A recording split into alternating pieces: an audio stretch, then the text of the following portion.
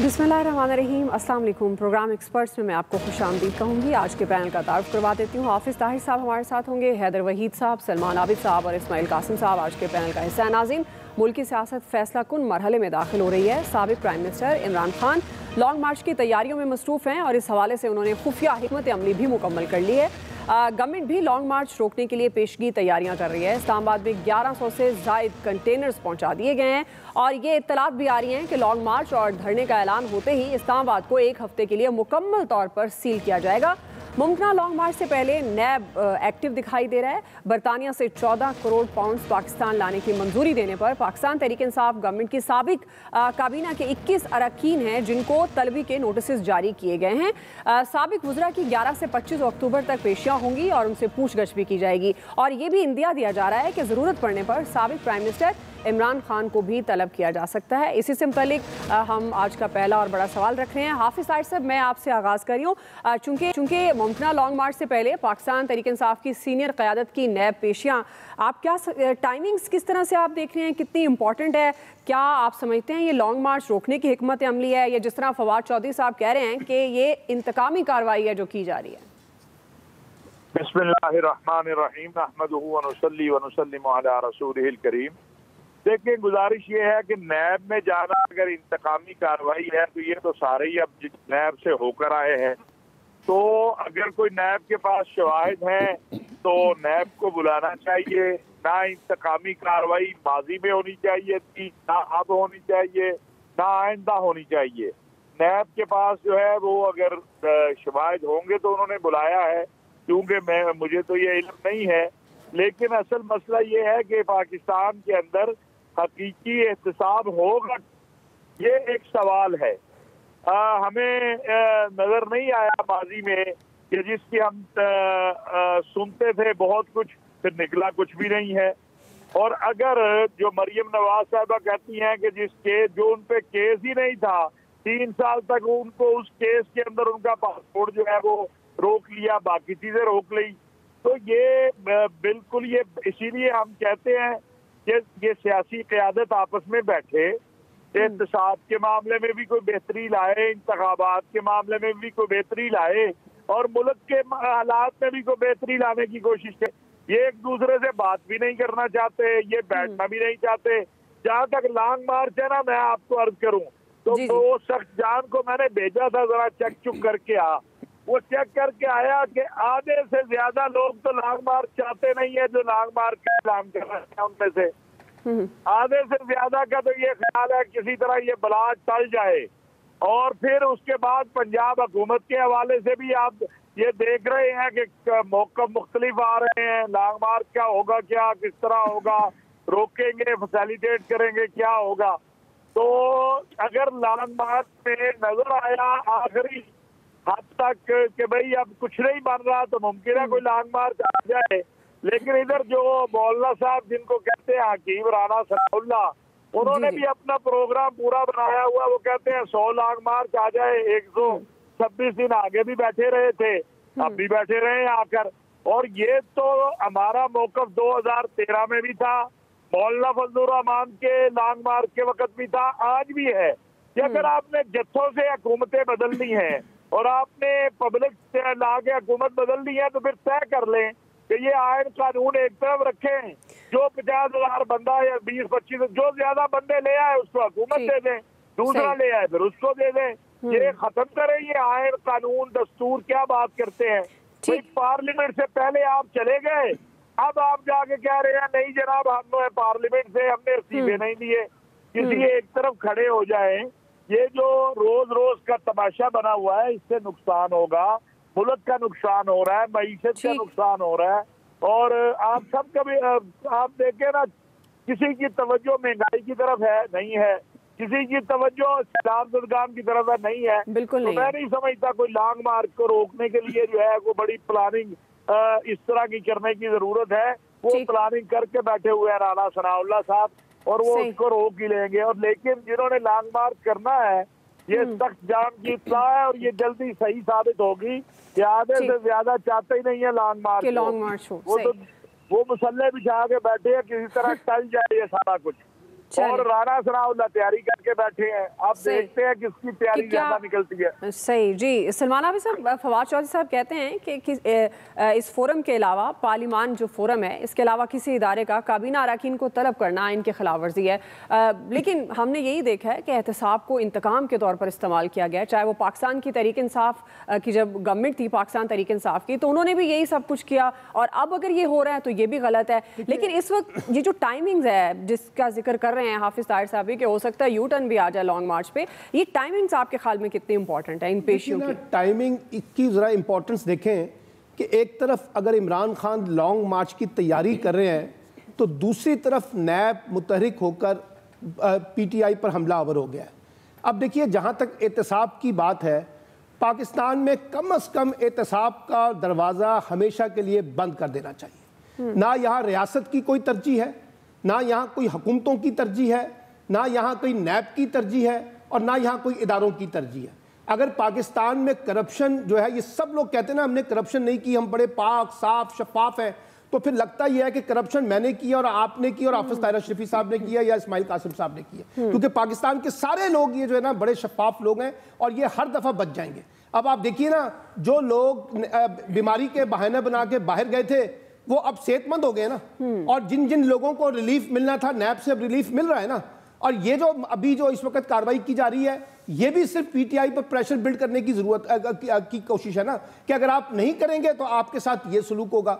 अच्छा, अब सवाल यह है, आपने कौन सा यहाँ एहतसाब का ऐसा मैकेनिज्म बनाया है जिस पर लोगों का एतमाद हो, लोग उस पर उसकी साख के ऊपर सवाल ना उठाएं, लोग ये कहें कि वाकई ये शफाफ तरीका कार है।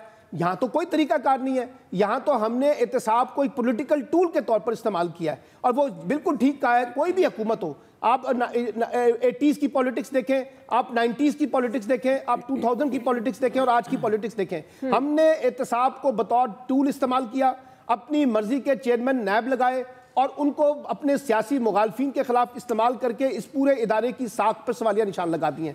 तो मैं तो अब ये कहता हूँ, ये जिस तरह से नैब की तरमीम हुई है ना, जिसके अंदर कह दिया गया कि जी 50 करोड़ से ज़्यादा के मामला नैब नहीं डील करेगा, बाकी 49 करोड़ से ज़्यादा जितनी मर्जी करप्शन करें कोई नहीं पूछने वाला आपको। और फिर देखिए, ये भी साथ कह दिया कि अगर किसी पे इल्ज़ाम है तो उसने साबित नहीं करना, नैब साबित करे, और अगर नैब साबित न कर सका तो सजा भी नैब को होगी।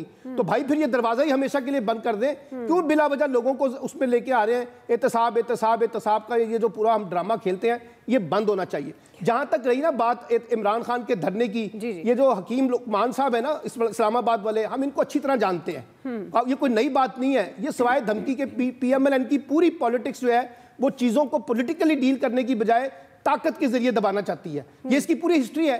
इसी वजह से पीपल्स पार्टी में और PMLN में क्या फर्क है? आपको याद है ना, जिस वक्त वो गए थे ताहिरुल कादरी साहब धरना लेके, तो पीपल्स पार्टी ने कितना पॉलिटिकली उसको डील किया था, और इन्होंने किस तरीके से डील किया था। भाई राना सनाउल्लाह साहब जिस किस्म की बड़के मार रहे हैं और जिस किस्म का लबो लहजा वो इख्तियार कर रहे हैं, क्या इससे पाकिस्तान की पॉलिटिकल सिचुएशन में कोई स्टेबिलिटी आएगी?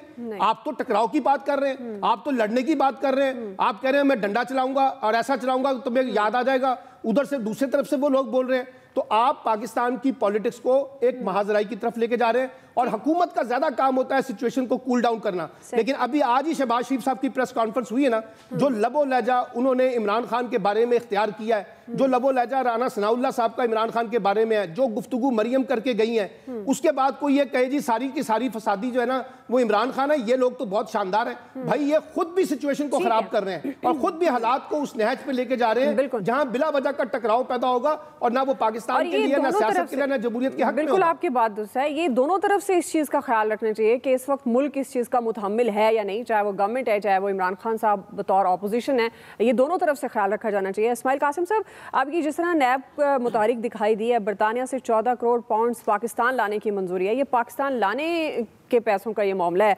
पहले तो मनी लॉन्ड्रिंग पर नोटिस आते हैं, अब ये पाकिस्तान रकम लाने पर जिस तरह की कार्रवाई का आगाज़ किया गया है, आप इस टाइमिंग्स को किस तरह से देख रहे हैं? और आपके ख्याल में ये वाकई जिस तरह फवाद चौधरी साहब कह रहे हैं कि इंतकामी कार्रवाई का निशाना है जो ये बना रहे हैं हुकूमत इस वक्त पाकिस्तान तहरीक इंसाफ को? बहुत शुक्रिया। तो देखें, इंतकामी कार्रवाई तो है बट ये पहली दफ़ा नहीं हो रही। मतलब I wish I could have said कि पिछली हुकूमत थी या इमरान खान साहब की हुकूमत थी तो शायद वहाँ पे ऐसा नहीं हुआ, या उससे पहले हुआ या पास्ट में नहीं हुआ। नैब को इस्तेमाल ही इस तरह से किया गया पॉलिटिकल इंजीनियरिंग के लिए, विक्टिमाइजेशन के लिए, मफाहमत के लिए, समझे, मतलब मज़ाहमत के लिए। अब ओवरऑल चल ही इस तरह रहा है। अब तो ये न्यूज़ भी सर्कुलेट कर रही थी, मैं पढ़ रहा था, इस पर शो भी किया एक जगह पे कि नैब को ही शायद ख़त्म कर दिया जाए, रेफरेंसेस बहुत थोड़े से रह गए हैं, एहतसाब अदालतें हैं, उधर वाली भी, पिंडी वाली भी बंद हो रही हैं, समझे। तो ये वाली चीज़ें, तो नैब अगर ख़त्म हो जाए तो ठीक है, ऑब्वियस हो जाएगा, समझ में सामने आ जाएगा। लेकिन ओवरऑल बात वही है कि इस सारी जंग के अंदर, इस अना की जंग के अंदर पाकिस्तान जो है वो बहुत पीछे रह गया। जो हमारे इश्यूज़ हैं जिनको एड्रेस करना चाहिए, इन्फ्लेशन से लेके हमारी सोशल इश्यूज़ इतने ज़्यादा हैं, सैलाब वाले इश्यूज़ इतने ज़्यादा हैं, वो सारे बहुत ज़्यादा एग्रीवेट होते जा रहे हैं। जो रही सही कसर है वो रशिया यूक्रेन का जो कॉन्फ्लिक्ट है उसने निकाल दिया। तो ग्लोबल पॉलिटिक्स की अगर हम बात करें ना, तो उसके अंदर भी हमारी फॉरेन पॉलिसी जो है वो हमारी इंटरनल पॉलिटिक्स की वजह से अफेक्ट हो रही है, क्योंकि हमारा इट्स टाइम कि हमें ब्लॉक्स चूज़ करने हैं। बड़ा जो ग्लोबल आप देखें, चाइना तो पूरी दुनिया में फैलता जा रहा है, रशिया रुक नहीं रहा, गैस के क्राइसिस है, विंटर्स मंडला रहे हैं, गैस होनी नहीं है, तो आपके पास प्लानिंग क्या है? It's all about ego. आपको मोमेंटरीली एक दूसरे के ऊपर करनी है। एक और जो इंपॉर्टेंट चीज़ है, जो लंदन की जो पॉलिसी है वो यहाँ पे अब विजिबल हुई है। शहबाज शरीफ साहब, नून लीग थोड़ी बैकफुट पे थी, पहले डिफेंसिव खेल रहे थे, क्लियर कट मैसेज आया, ऑब्वियस है, शहबाज शरीफ साहब की तकारीर से, राना सनाउल्लाह साहब की बातों से नजर आ रहा है, उन्होंने कहा स्टैंड लो, खड़े हो जाओ, लड़ो। इवेंचुअल क्या होगा? Conflict is never good. तो फिर क्या आप इनकलाब ला रहे हैं? हमारी अथॉरिटेरियन रजीम तो है नहीं यहाँ पे कि हम कहें जी इनकलाब आ जाए, आप जाके लेट जाएं जाके आगे और झंडे उठा लें, ठीक है, वो वाली चीज़ें नहीं। अरब स्प्रिंग वाली वाइब्स अगर आप लाना चाह रहे हैं तो अंडरस्टैंड करें कि आपका जो पॉलिसी, जो रूलिंग सिस्टम है मुल्क का, वो क्या है? वो डेमोक्रेसी है। वहाँ पे ये चीज़ें नहीं होती, बातचीत होनी चाहिए, मुशावरत होनी चाहिए, जो कि सैडली नहीं हो रही। ठीक, बिल्कुल आपकी बात सही है। हैदर वहीद साहब, ये बात तो है, अवामी नुमाइंदा जो होता है उसको ज़ाहिर है अकाउंटेबल तो होना चाहिए। ऑल्दो अनफॉर्चुनेटली हमारे मुल्क में वो जो ट्रू हम एहतसाब की बात करते हैं वो है नहीं। चाहे वो हकीकी नुमाइंदा प्राइम मिनिस्टरशिप के आड़ में छुपने की कोशिश करे, अवामी नुमाइंदा या फिर किसी पार्लियामान के फोरम में, ये दुरुस्त नहीं है बात। बट आपके ख्याल में जो इमरान खान साहब ने नैब को इस्तेमाल किया वो भी ज़ाहिर है गलत है। अगर उसको सियासी इंतकाम के तौर पर इस्तेमाल किया गया, अगर ये मौजूदा हुकूमत करती है तो ये भी गलत है। आप किस तरह से देखते हैं? क्या आप समझते हैं नैब की तरफ से काबीना अरकान को बतौर गवाह तलबी का नोटिस जो फवाद चौधरी साहब कह रहे हैं वो रियासत की तौहीन है? देखिए, मेरे पहली बात तो ये है कि नैब को खान साहब ने वाकई बड़ी बेदर्दी से इस्तेमाल किया। पहले मुशर्रफ साहब ने इस्तेमाल किया। नैब जो है वो जिस तरह की बॉडी जिस तरह से बनी है, इसको तो बिल्कुल ख़त्म कर देना चाहिए और नए सिरे से ज़रूर एक एहतसाब का जो है वो ज़रूर होना चाहिए इदारा। लेकिन नैब के रूट्स जो हैं वो सिर्फ और सिर्फ पॉलिटिकल इंजीनियरिंग में हैं और मुशर्रफ साहब के ज़माने से हैं, और उसके बाद खान साहब ने बड़ा बेदर्दी से इसका इस्तेमाल किया। और फिर जाहिर है कि जब इस तरह की जो है फाउंडेशन होगी किसी इदारे की कि उसको एज ए टूल इस्तेमाल किया जाता है, तो जो भी हुकूमत आएगी वो इसका कोई बहुत अच्छा इस्तेमाल नहीं करेगी। अभी मेरे ख्याल से इसका उस तरह से तो इस्तेमाल नहीं किया गया बिल्कुल भी, जिस तरह से पीएमएल नून के खिलाफ इस्तेमाल किया गया था। तो मुझे पता फवाद चौधरी साहब इतना किस बात पे रो रहे हैं। अभी तो कुछ हुआ ही नहीं उनके साथ जो उन्होंने किया था नैब का इस्तेमाल करते हुए, और इसमें सुप्रीम कोर्ट की जजमेंट भी मौजूद हैं जिन्होंने रिकग्नाइज किया है कि नैब को किस तरह से पॉलिटिकल इंजीनियरिंग के लिए इस्तेमाल किया गया। बहरहाल ये जो कल्चर है ये बहुत बहुत बुरा है पाकिस्तान की सियासत के लिए कि बातचीत नहीं होती और हुकूमती इदारे और स्टेट इंस्टीट्यूशंस की इन्वॉल्वमेंट हो जाती है एक तरफ या दूसरी तरफ, और हर तरफ ये गलत है। और किसी भी तरह का इस्तेमाल जो है वो इन इंस्टीट्यूशंस को भी अंडरमाइन करता है, इनकी साख, इनकी रिस्पेक्ट को भी अंडरमाइन करता है। लोगों का कॉन्फिडेंस जो है वो एहतसाब में और दीगर चीज़ों में ज़ाहिर के कम या ख़त्म होता है। तो मेरे ख्याल से इससे ओवरऑल मुल्क को बेइंतहा नुकसान है। ये इदारे बनते हैं अचीव करने के लिए, ताल्लुक आवाम की इंटरेस्ट से, आवाम के वेलफेयर से होता है। एक बेहतर सोसाइटी, एक बेहतर इकॉनमी, एक बेहतर मुल्क बनाने के लिए होता है, एक बेहतर गवर्नमेंट बनाने के लिए होता है। ये चीज़ें, ये कोई किसी के दिमाग की इख्तिरा सिर्फ नहीं होती। और उसके बाद जब इदारों का इस तरह इस्तेमाल किया जाता है तो कोई भी करे उसकी डेफिनेटली जो है वो क्रिटिसिज्म उसका होना चाहिए, बल्कि तरह के मिसयूज के सामने खड़ा होना चाहिए कि हमारे इदारे जो है नहीं करना देना चाहिए। कह रहे हैं इस तरह के कल्चर को प्रमोट नहीं करें। हैदर भाई साहब, एक ज़िमनी सवाल, कानूनी नुक्ता नज़र से आइन की खिलाफ वर्जी आप समझते हैं साबिक काबीना के अरकान की जो तलबी के नोटिस जारी किए गए हैं, आप समझते हैं कि ये आइन की खिलाफ वर्जी है? देखें, अगर वो साबिक काबीना के हैं तो उनको कोई इम्यूनिटी तो हासिल नहीं है। अगर उन्होंने किसी भी तरह से कानून तोड़ा है तो वो जवाबदेह हैं। अगर वो कभी वक्त काबीना के मेंबर थे तो इसका ये मतलब तो नहीं है कि वो कानून के सामने अब जवाबदेह नहीं है। अगर तो इसका असल मकसद पॉलिटिकल इंजीनियरिंग या विक्टिमाइजिंग है तो फिर जाहिर है ये बात सामने आ जाएगी और गलत समझी जाएगी और फिर इसको रद्द किया जाएगा और अदालतें इसको ख़त्म करेंगी। लेकिन पर से ये कह देना कि अगर कोई काबीना का मेंबर रहा है तो वो कानून के आगे जवाबदेह नहीं है, तो ये बात गलत है। जो उनके अमाल या ऐसे हैं कि अगर वो समझते हैं कि उन्हें इम्यूनिटी हासिल है, जो कि मुझे नहीं नज़र आ रहा यहाँ किस तरह से है, तो वो सारी दलाइल वो लेने के लिए में आज़ाद होंगे। लेकिन ये नहीं कहा जा सकता कि वो किसी भी तरह से कानून के सामने जवाब दे नहीं। ठीक है जी, कानून के सामने सब जवाब जिस तरह मैंने पहले भी बात की, ज़ाहिर अवामी नुमाइंदा है, अब उसको अकाउंटेबल तो होना पड़ता है। अब ये हमारे मुल्क में है कि उस तरह से अकाउंटेबिलिटी का सिस्टम नहीं है, अब सियासी इंतकाम है उसके अंदर छुपा हुआ, तो ज़ाहिर है ये चीज़ें नहीं होनी चाहिए और मुल्क को आगे बढ़ने के लिए इनको सोचना चाहिए, आपस में बैठ कर मामलात को भी हल करने की बहुत अशद ज़रूरत है। ब्रेक लेते हैं नाज़रीन, ब्रेक से हम वापस आएंगे। हमारा दूसरा सवाल होगा, क्या पाकिस्तान तहरीक इंसाफ की कौमी असम्बली में वापसी मुमकिन है? राय लेंगे ब्रेक के बाद।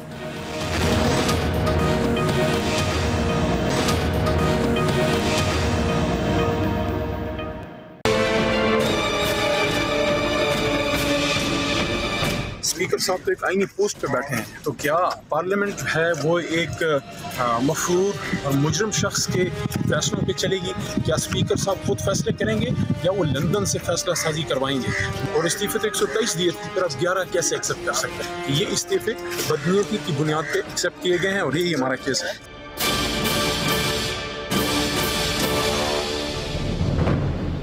नाज़रीन, कौमी असम्बली से इस्तीफ़ों का मामला PTI के गले पड़ने लगा है। सुप्रीम कोर्ट के बाद आज इस्लामाबाद हाई कोर्ट ने भी तहरीक इंसाफ को पार्लियामेंट में वापसी का मशवरा दे दिया है। इस्तीफ़ों की मंजूरी से मुतल्लिक दरख्वास्त पर चीफ जस्टिस अतहर मनल्ला ने रिमार्क्स दिए कि पार्लियामेंट की बहुत बेतौकीरी हो गई, जमहूरियत का मजाक ना बनाएं, स्पीकर कौमी असम्बली को हिदायत जारी नहीं कर सकते, सियासी मामलात पार्लियामेंट में ही हल करें, जिन अरकान के इस्तीफ़े मंजूर नहीं हुए वो पार्लियामान में जाकर बैठे। चीफ जस्टिस हाई कोर्ट ने रिमार्क्स दिए कि पार्लियामेंट की बालादस्ती को नीचे दिखाने वाली किसी पिटीशन को नहीं सुनेंगे। PTI 5 दिन में बताए कि पार्लियामेंट में जाना है या नहीं। ताहम 2 दिन पहले इमरान खान 2 टोक अल्फाज में ये वाज़ेह कर चुके हैं कि PTI किसी सूरत कौमी असम्बली में वापस नहीं जाएगी। इसी से मुताल्लिक हमारा सवाल होगा, हैदर वहीद साहब, मैं आपसे आगाज़ करूँगी। अब सुप्रीम कोर्ट के बाद इस्लामाबाद हाई कोर्ट का PTI को कौमी असम्बली में वापसी का मशवरा, लेकिन इमरान खान साहब भी बड़े 2 टोक अल्फाज में ये वाज़ेह कर चुके हैं कि पाकिस्तान तहरीक इंसाफ किसी सूरत कौमी असम्बली में वापस नहीं जाएगी। आप समझते हैं कि सुप्रीम कोर्ट के बाद इस्लामाबाद हाई कोर्ट के मशवरे के बाद PTI पार्लियामेंट में वापस जाएगी? देखें, इसमें जो स्पीकर का फैसला होता है और स्पीकर के जो अमाल होते हैं उसमें अमूमन जो है वो अदालत बिल्कुल जो है वो इंटरफियर नहीं करती, अनलेस वो गैर आइनी हो। ऑब्वियसली जिस तरह से सूरी साहब का था नो कॉन्फिडेंस के हवाले से, वो सरासर गैर आइनी था, वहाँ पे जो है वो जाहिर है कि इंटरफियर किया कोर्ट्स ने और बिल्कुल सही किया। यहाँ पे अब कोर्ट्स ये कह रही हैं कि देखें आपके इस्तीफे अभी सही तरह मंजूर हुए नहीं हुए, हम इसमें नहीं पढ़ना चाह रहे। और मेरे ख्याल से हर एक की ख्वाहिश भी यही है, जमहूरी सोच रखने वाले की, जज साहिबान की भी ये बिल्कुल नज़र आ रही है, ख्वाहिश यही है कि PTI वापस जाए पार्लियामान में। क्योंकि देखें 2 रास्ते हैं, जिस तरह अतहर मनल्ला साहब ने बखूबी बताया कि एक तो है कि आप जो है वो इंस्टेबिलिटी फैला के हुकूमत गिराएं और दूसरा है कि पार्लियामान में जाके जो आइन के तकाजे हैं वो पूरे करें और वहाँ पे अपनी सियासत करें, जिससे अगर आप हुकूमत गिरा भी सकते हैं तो आइन के दायरे में रहते हुए गिराएं। अब समझदारी का भी यही तकाजा है वैसे तो कि ये पार्लियामान में जाएं और पार्लियामान में जाके बहुत रेजर थिन मेजॉरिटी है इस वक्त हुकूमत की, बहुत टफ टाइम दे सकती है PTI अगर वो पार्लियामान में जाए और फिर कुछ पता नहीं 1-2 मेंबरान इधर उधर होने को तैयार हो जाए तो कुछ भी हो सकता है।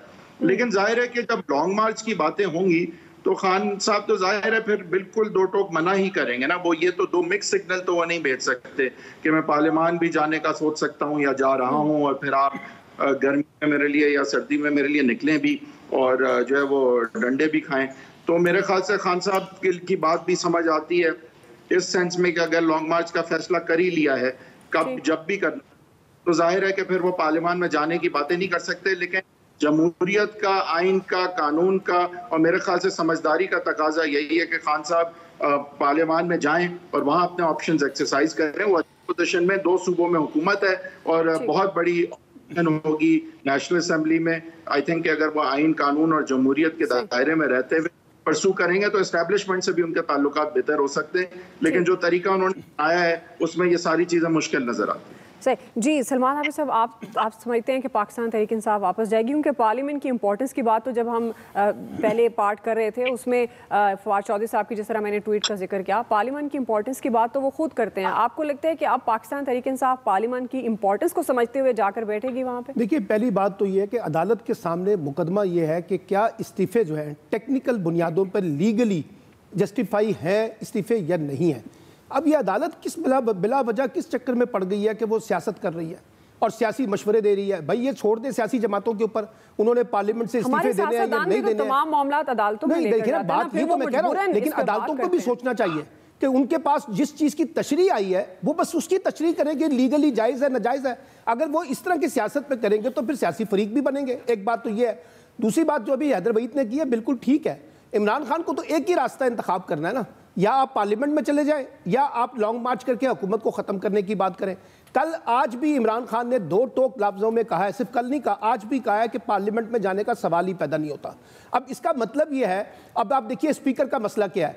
अब हैदर वहीद साहब को भी अच्छी तरह पता है कि स्पीकर ने यह कहा था कि मैं उस वक्त तक इस्तीफे कबूल नहीं करूंगा जब तक फर्दन लोग मेरे पास आके सी तस्दीक नहीं करेंगे।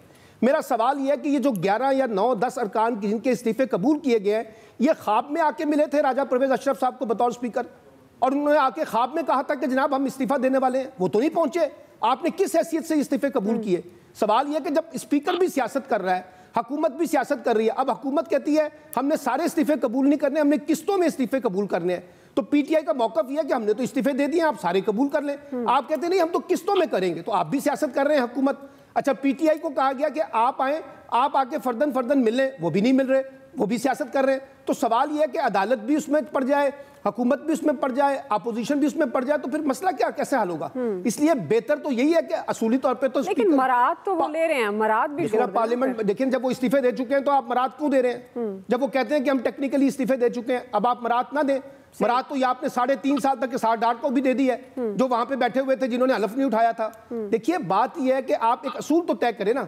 हुकूमत ने जो असूल तय किया उसकी नफी की, अब जो इमरान खान साहब ने जो असूल तय किया उसकी भी वो नफी कर रहे हैं, और जो अदालत के पास जो मुकदमा है वो उससे बाहर निकल के समझा रही है सियासतदानों को। तो जब आप इस तरह से क्रीज से बाहर खेलेंगे तो उसका फायदा नहीं होगा। देखिए पॉलिटिक्स अपना रंग खुद दिखाएगी।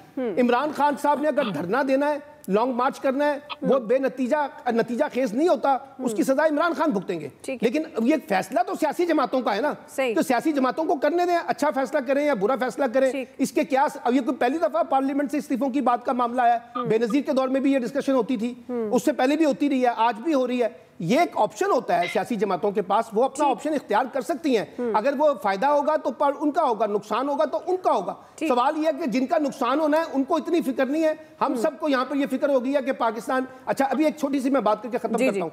आप कहते हैं जी पार्लियामेंट में चले जाएं, मैं कहता हूं जब पार्लियामेंट मुकम्मल थी तो पार्लियामेंट ने क्या कर लिया पाकिस्तान का? कौन से मसले पार्लियामेंट ने हल कर लिए? आपको कौन सी पॉलिटिकल स्टेबिलिटी पार्लियामेंट की मौजूदगी में आती है? कौन सी इकोनॉमिक स्टेबिलिटी पार्लियामेंट की मौजूदगी में आई है? यहाँ तो सिवाय महाजराई के स्पीकर का घेराव करना, उनके ऊपर कापियां फेंकना, कापियां फाड़ना, इसके अलावा तो हमें पार्लियामेंट की पॉलिटिक्स, आज देखिए ना आज सदर मुमलिकत गए हैं ना पार्लियामेंट के ज्वाइंट सेशन से खिताब करने, सिर्फ 14 लोग जो पीटीआई के बागी थे, उसके अलावा पूरी हुकूमत बाइकाट कर गई।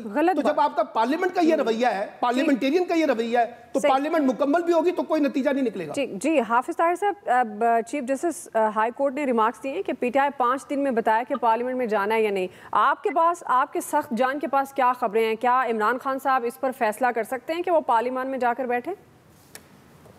गुजारिश ये है कि रास्ता पता नहीं चल रहा है। एक दिन कहते हैं लॉन्ग मार्च करना है, दूसरे दिन कहते हैं पार्लियामेंट में जाना है, तीसरे दिन फिर कहते हैं लॉन्ग मार्च करना है। जब आपने पार्लियामेंट से इस्तीफे दे दिए तो अब आप क्यों पार्लियामेंट में जाना चाहते हैं? जब आप, वैसे बात तो मेरे भाई ने बड़ी अच्छी की है कि ये पार्लियामेंट हो भी तो इसका इस कौम को क्या फायदा है? जरा को कौम को फायदा बता दे।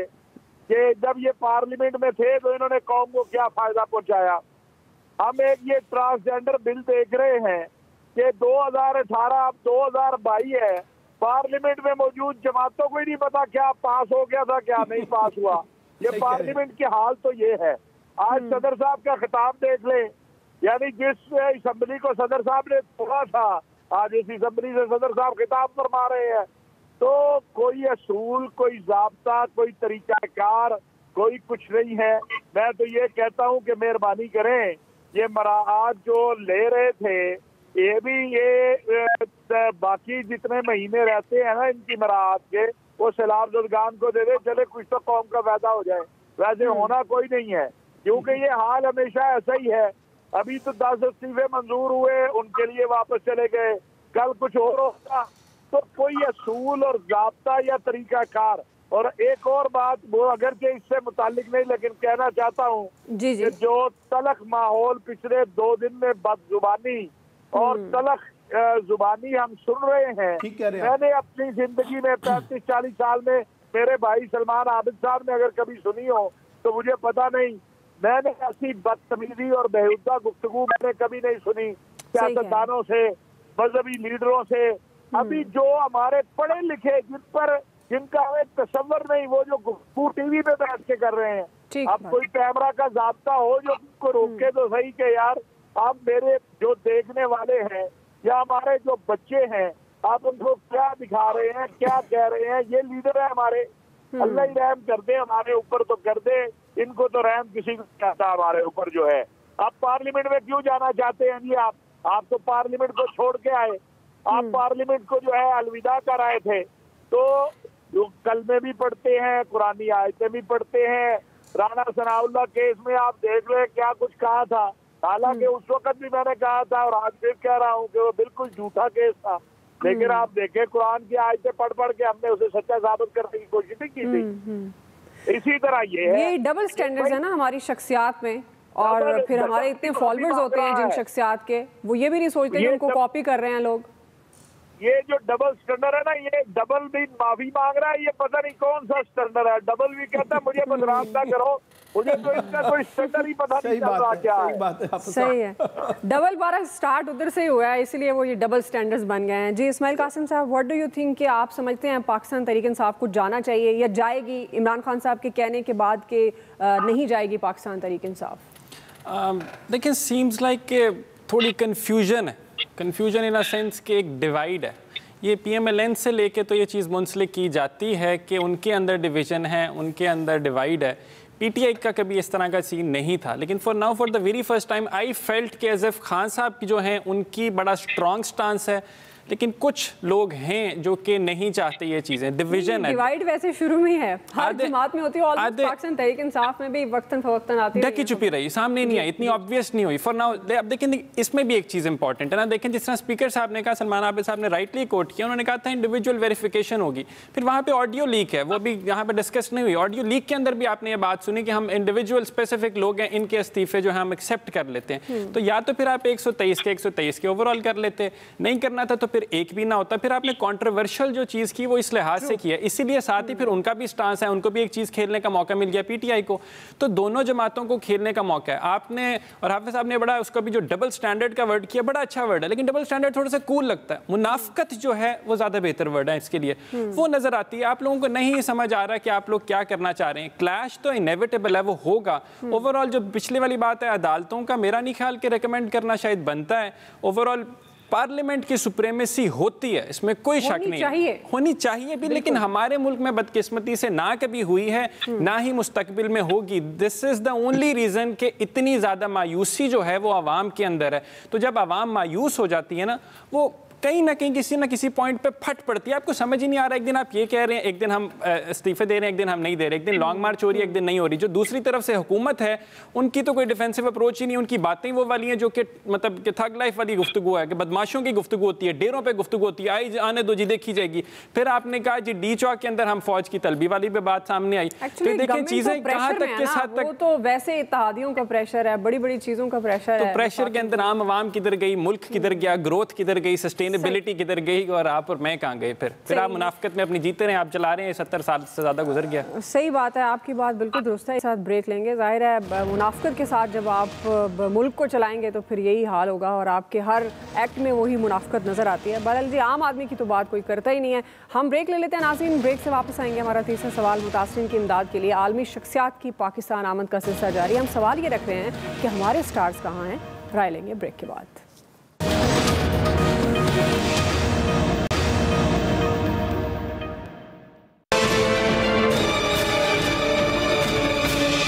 ये 2010 और 2011 के सैलाब से 10 गुना ज्यादा है। अब ज्यादा आपकी सपोर्ट की जरूरत है। इलेक्शंस हमेशा होते रहेंगे, सियासत हमेशा होता रहेंगे, हमारे लोग जिंदा रहेंगे तो हम फिर उनके साथ सियासत कर सकेंगे। मेरा अपील है सारी सियासी जमातों से कि पॉज का बटन दबा दें।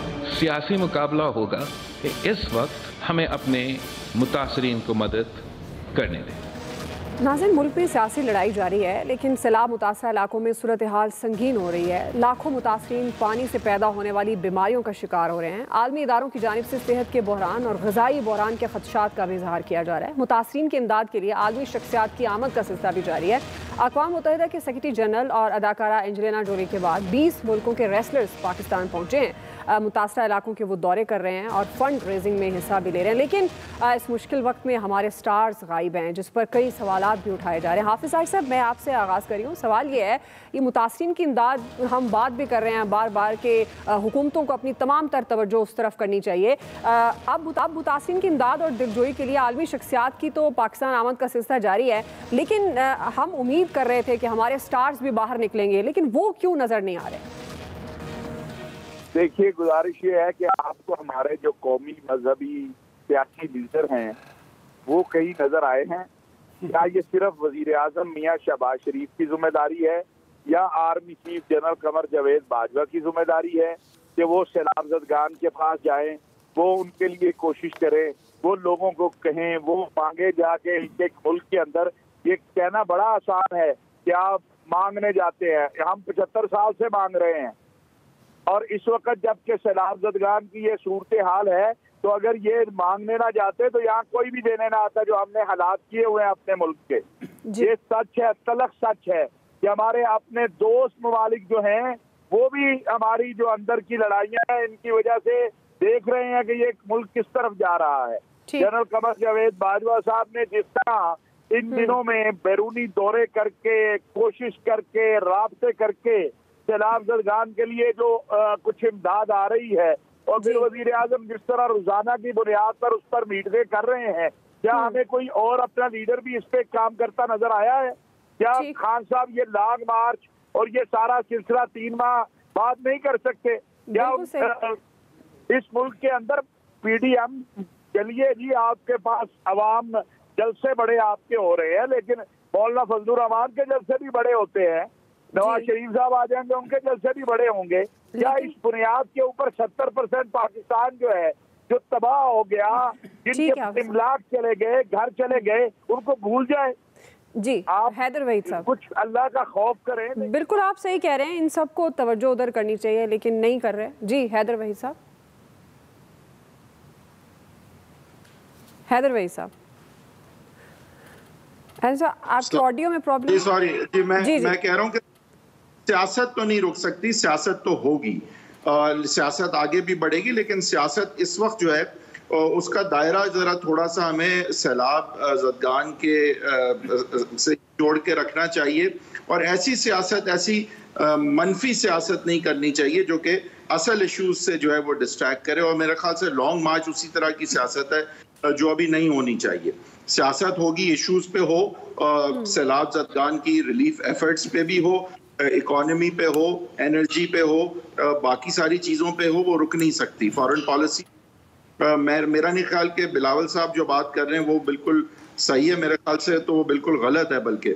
लेकिन मनफी सियासत बिल्कुल रुकनी चाहिए। और इस वक्त जो मुल्क के मसाइल हैं और मुल्क के जो हालात हैं उसमें फिलहाल वैसे भी इलेक्शंस हो नहीं सकते, फिर आप जोरे बाजू इलेक्शंस कराना वैसे भी मुल्क के कभी मफाद में नहीं होता। तो ये लॉन्ग मार्च वाली सियासत जरूर रुकनी चाहिए, लेकिन बाकी सियासत तो होगी और इश्यूज पे होगी और होनी भी चाहिए।